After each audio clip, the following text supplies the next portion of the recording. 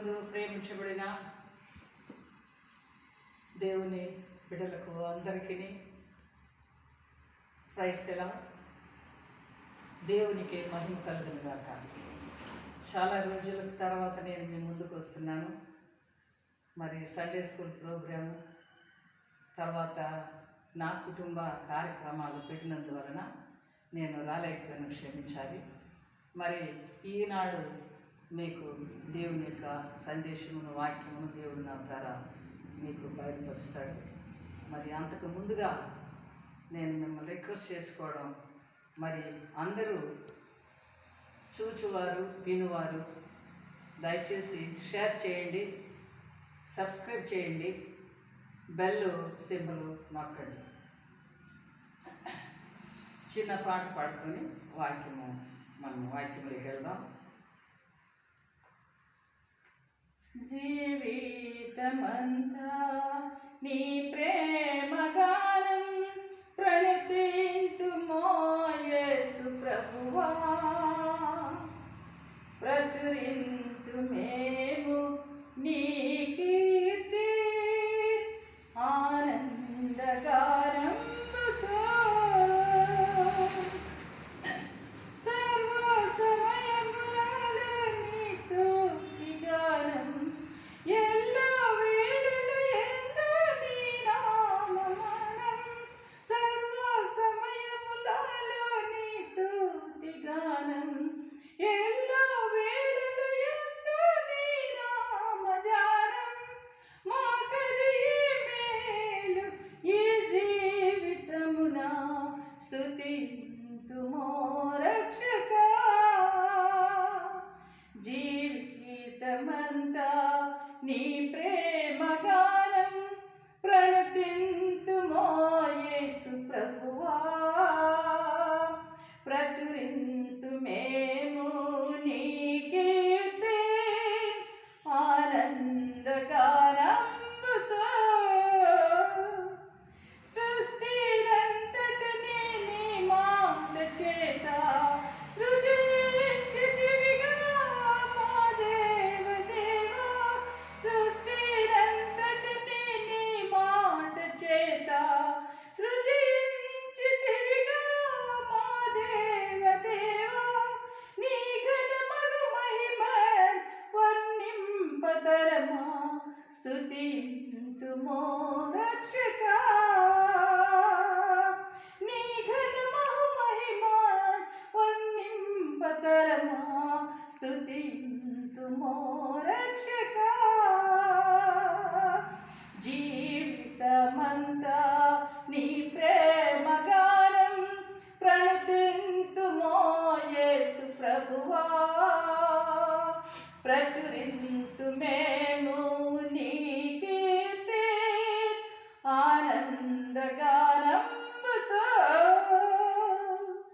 కలుషాత్ములమైన మోకరుకుని విలువైన ప్రాణమునర్పించితివిగా.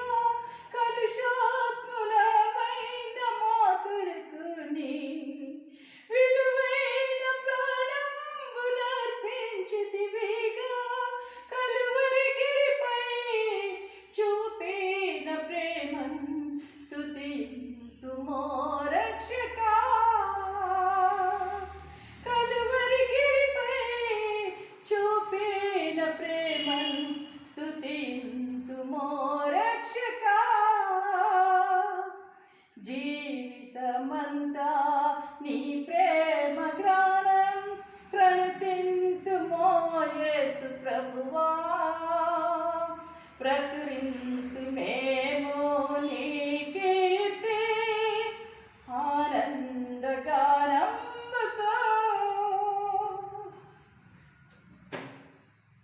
దేవుని వాక్యమును బైబిల్ చదువుకున్నాము. యోహాను రాసిన సువార్త 1వ అధ్యాయము 1 2 వచనాలు చూస్తాం. ఆదియందు వాక్యము ఉండెను, వాక్యము దేవుని యొద్ద ఉండెను, వాక్యము దేవుడే ఉండెను. ఆయన ఆదియందు దేవుని యొద్ద ఉండెను. సమస్తము ఆయన మూలముగా కలిగి ఉన్నదేది ఆయన లేకుండా కలగలేదు. ప్రియమైన వారలారా, ఆయనలో జీవం ఉండెను, ఆయన మనుషులకు వెలుగు.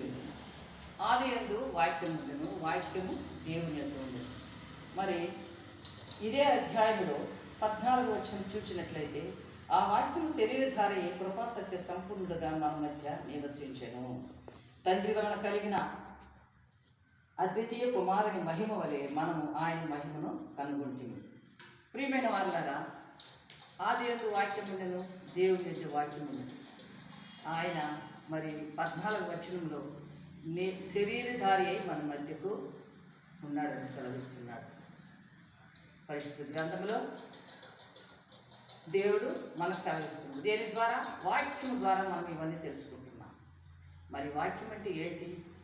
అది ఎవరికైనా తెలుసా?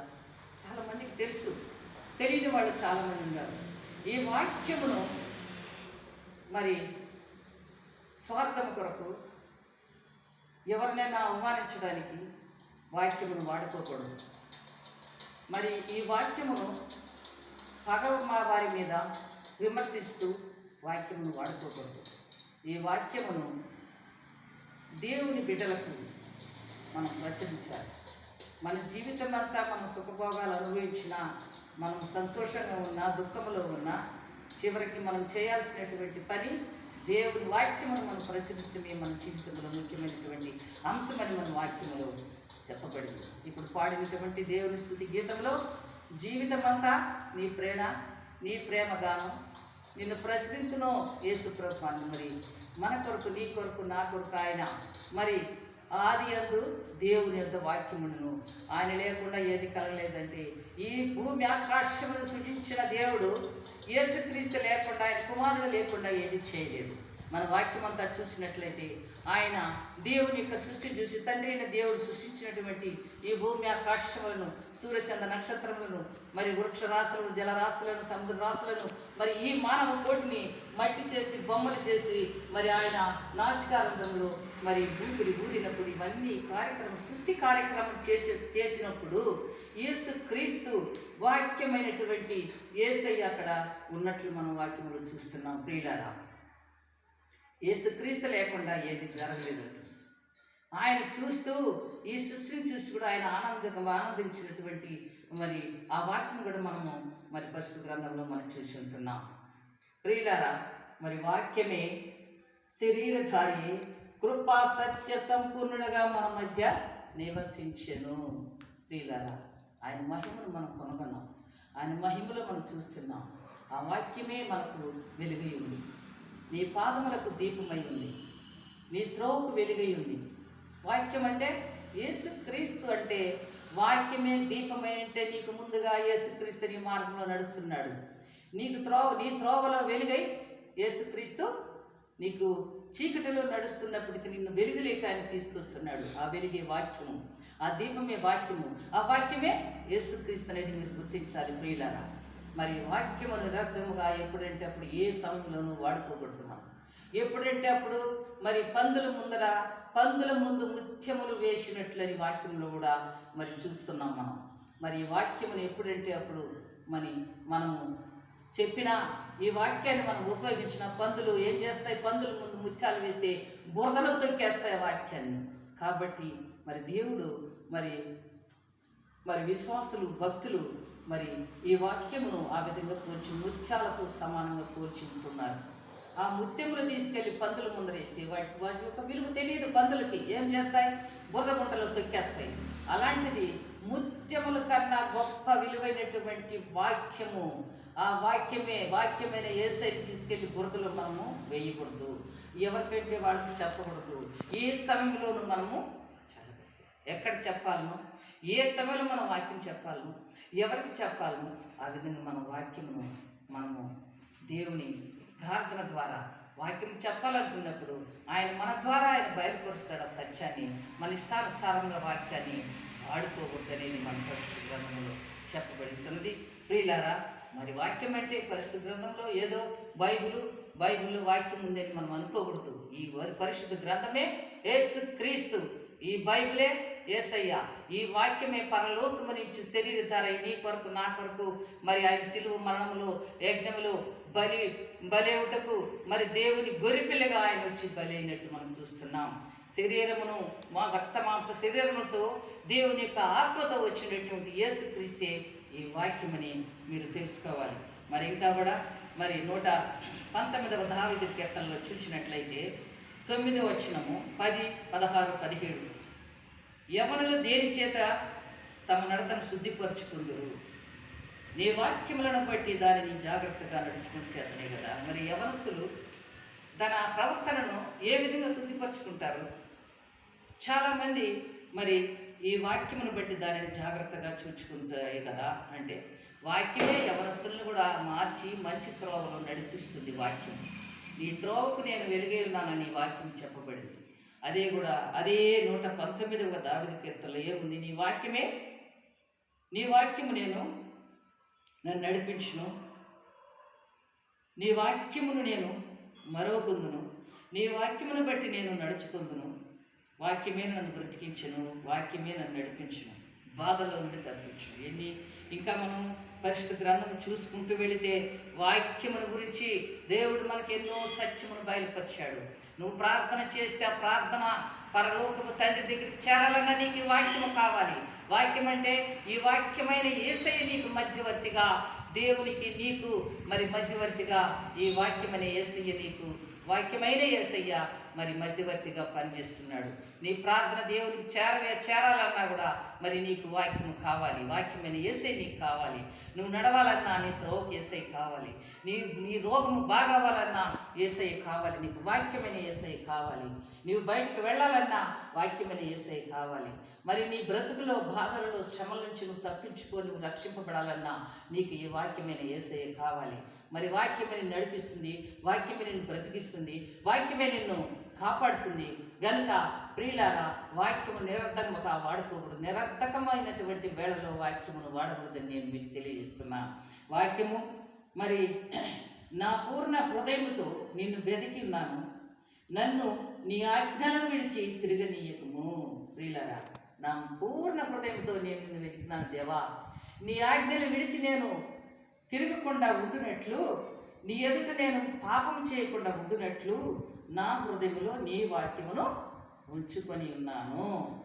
చూసారా, ఇది ఎక్కడ చూసినా నువ్వు ఏమి చేసినా పూర్ణ హృదయంతో దేవుణ్ణి వెతకాలన్నా, దేవుని యొక్క ఆజ్ఞలను విడకుండా తిరగకుండా మరవకుండా ఉండాలన్నా, ఆయన ఆజ్ఞలకు లోబడాలన్నా, నీ ఎదుట ఏ పాపము చేయకుండా నువ్వు మంచివాడుగా, మంచి స్త్రీగా, మంచి పురుషుడిగా, మంచి యవనస్తులుగా మీరు ఉండాలన్నా కూడా మరి యవనస్తురాలైనా యవనుడైనా వృద్ధులైనా ఎవరికైనా ఈ వాక్యము లేకుండా దేవునితో మనం మాట్లాడలేము.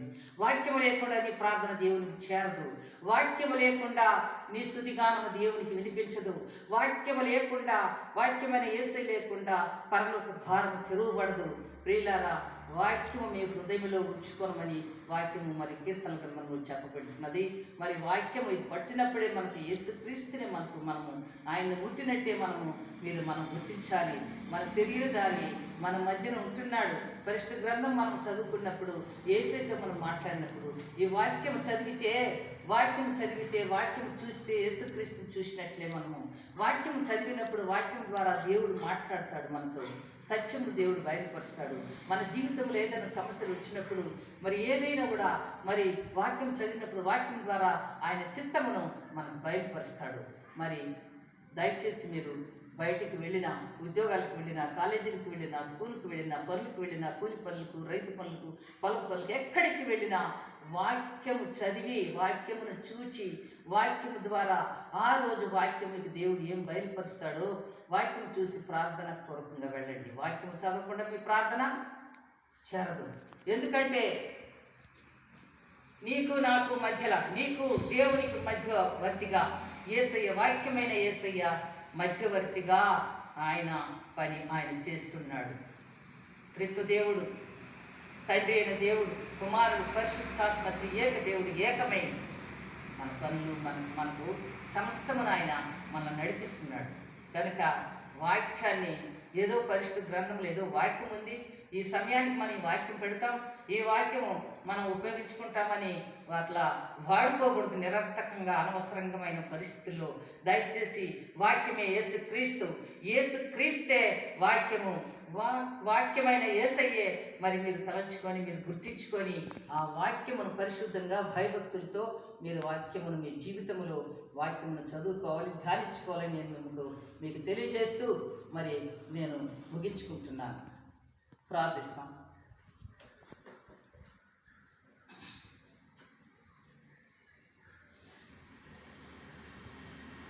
సర్వోన్నతుడా, మహోన్నతుడా, ఆకాశ మహాకాశ సింహాసనాసీనుడా, నీకు స్తోత్రములు, వందనములయ్యా.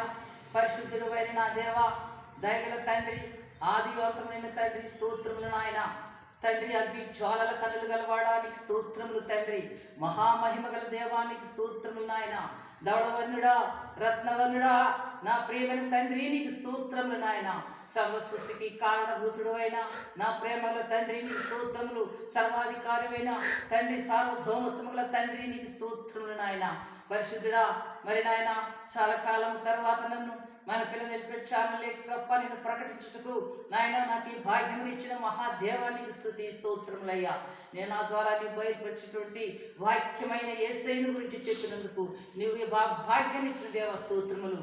మరి వినిచున్న ప్రతి బిడ్డను ఆస్వాదించి వాళ్ళ హృదయ నేత్రలు తెరువబడి ప్రతి ఒక్కరు కూడా ప్రభు వాక్యం నిరర్థకం చేయకుండా, వాక్యమును వ్యర్థపరచకుండా, ఎప్పుడంటే అప్పుడు వాళ్ళ స్వార్థం కోసం, సలాపం కోసం, వాళ్ళ కుట్రల కోసం, పగ కోసం వాక్యమును వాడుకోకుండా భయభక్తితో నీకు వణికి పరిశుద్ధత కలిగి పరివర్తన కలిగి వాక్యమును మరి ప్రకటించుటకే ఉపయోగించుకొని ఆయన ప్రతి బిడ్డను. దేవా, పరిశుద్ధుడు అయిన నా తండ్రి నీకే స్తుతి, ఘనత, మహిమ నాయన. తండ్రి దేవా, సైన్యములకు అధిపతి యెహోవా తండ్రి, నీ యొక్క ఏకైక కుమారుడైన యేసయ్య శరీరధారి ఆయన పరలోక వాక్యమును మాకు పంపించినావు, నీకు స్తుతి స్తోత్రములయ్యా. పరిశుద్ధుడు అయిన ఆయన శిలువ యజ్ఞములో ఆయన అప్పగించేందుకే నీ కోట్ల వందనములు, స్తుతులు, స్తోత్రములయ్యా. ఆయన చిందించిన నరగొట్టబడిన తండ్రి, ఆయన చిందించిన అమూల్యమైన నిష్కలంకమైన పరిశుద్ధకరమైన రక్తములో మా పాపములను కడిగి మమ్మల్ని పవిత్రపరిచి మమ్మల్ని మీ బిడ్డలుగా, మీ సొత్తుగా, పరలోక రాజ్య వారసులుగా మమ్మల్ని చేసుకున్న గొప్ప దేవా, మీకు స్తుతి స్తోత్రములు, వందనములు, కోట్ల వందనములు, స్తుతులు, స్తోత్రములు నాయన. పరిశుద్ధుడు నా తండ్రి, నాయన పౌర హక్కుని మేము పోగొట్టుకోకుండా నాయన మేము స్థిరపరచుకుంటే, క్రీస్తు రాజు వారసత్వం స్థిరపరచుకుంటకు నాయన తండ్రి మమ్మల్ని బలపరిచి నడిపించయ్యా. దేవావరుడుగా, పెళ్లి కుమారుడుగా, రాజులకు రాజుగా, ప్రభుగా, హార్బాఠముగా రానైన యేసయ్యతో కూడా మేము తండ్రి ఎంతబడిన సంఘములో చేర్చబట్టుకు మమ్మల్ని స్థిరపరచునని సిద్ధపరచును ఆయన. దేవా, మేఘారుడు వచ్చిన యేసయ్యతో కూడా మేము మేఘమెగుటకు మమ్మల్ని సిద్ధపరచమని యేసుక్రీస్తు నామమున వేడుకొంచున్నాం. పరమ తండ్రి నీకే స్తుతి స్తోత్రములయ్యా. నాయన మా ముందు నీ పెట్టిన పరుగు పందెములు గెలుపొంది నాయన మీరు మాకిచ్చి జీవకిరీటం పొందే భాగ్యాన్ని దయచేయమని యేసుక్రీస్తు నామమున వేడుకొంచున్నాం. పరమ తండ్రి నీకే స్తుతి స్తోత్రములయ్యా. వినిచున్న ప్రతి బిడ్డను ఆశీర్వదించయ్యా. ఎంతమంది అనారోగ్యంతో ఉన్నారో ప్రతి బిడ్డను ముట్టండి నాయన. యేసుక్రీస్తు గాయమైన హస్తంతో ముట్టి సంపూర్ణమైన స్వస్థతను వారికి దయచేయమని యేసుక్రీస్తు నామమున వేడుకొంచున్నాం. ఎంతమంది నిరాధారంగా ఉంటున్నారో దేవా తండ్రి, ఆధారం లేక మరి అప్పుల్లో కూరుకుపోయి బిడ్డల వేదనగా ఉంటున్న కుటుంబాల కొరకు జ్ఞాపకం చేసుకుంటున్నాం. నీ యొక్క తండ్రి సియోను నుండి మీ సన్నిధి కాంతిని ప్రకాశింప చేయండి నాయన.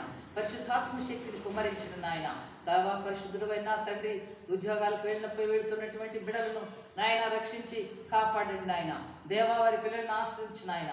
ఎంతమంది లోకములు దేవా దేశములు మరి నిరుద్యోగ సమస్యతో ఎంతమంది బిడ్డలు విద్యార్థులుగా ఉన్నటువంటి బిడ్డలు నాయన ఉద్యోగాలు లేక మరి తండ్రి రాష్ట్రం నుంచి రాష్ట్రమునకు, దేశము నుంచి దేశమునకు తిరుగుతున్నటువంటి బిడ్డలు నాయన వారిని జ్ఞాపకం చేసుకుంటున్నాం.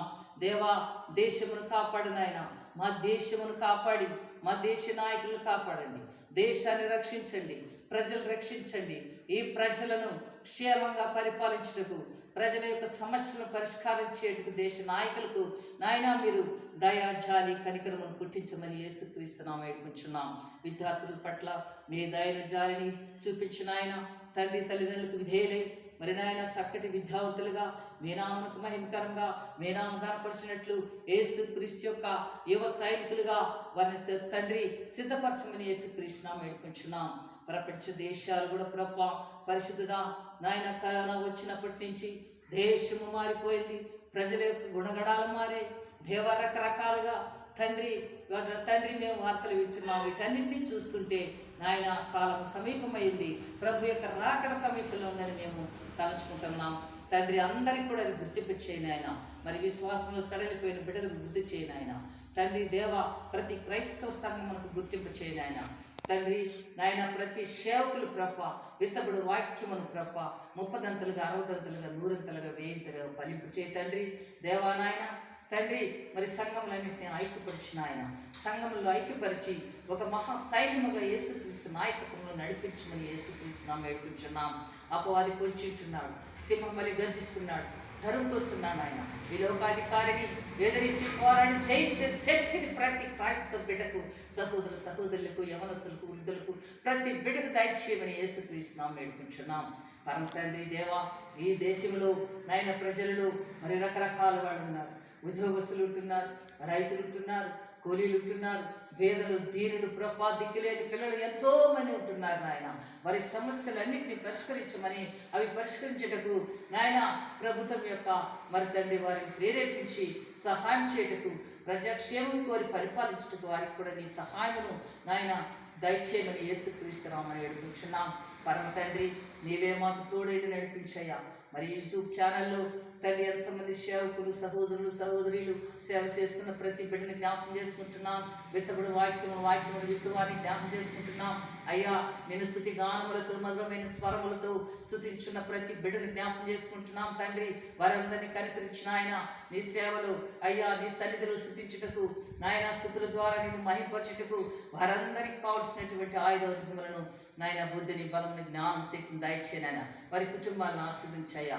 దేవా నీవే మాకు తోడే తండ్రి, ఆస్వాదించి నాయన మరలా ఒకసారి తండ్రి నాయన యూట్యూబ్ ఛానల్కి నడిపించి అయ్యా నీవు నాకు బయలుపరిచినటువంటి సత్యమును మరి వీరికి అందరికీ ప్రభా మరి బిడ్డలకు తెలియచేయటకు నాయన నీవే నన్ను సిద్ధపరిచి నడిపించమని మా ప్రభువును ప్రేరక్షకుడైన యేసుక్రీస్తు శక్తి గల నామమున మిక్కిలి బ్రతిమాలి వేడుకుంటున్నాం పరమ తండ్రి.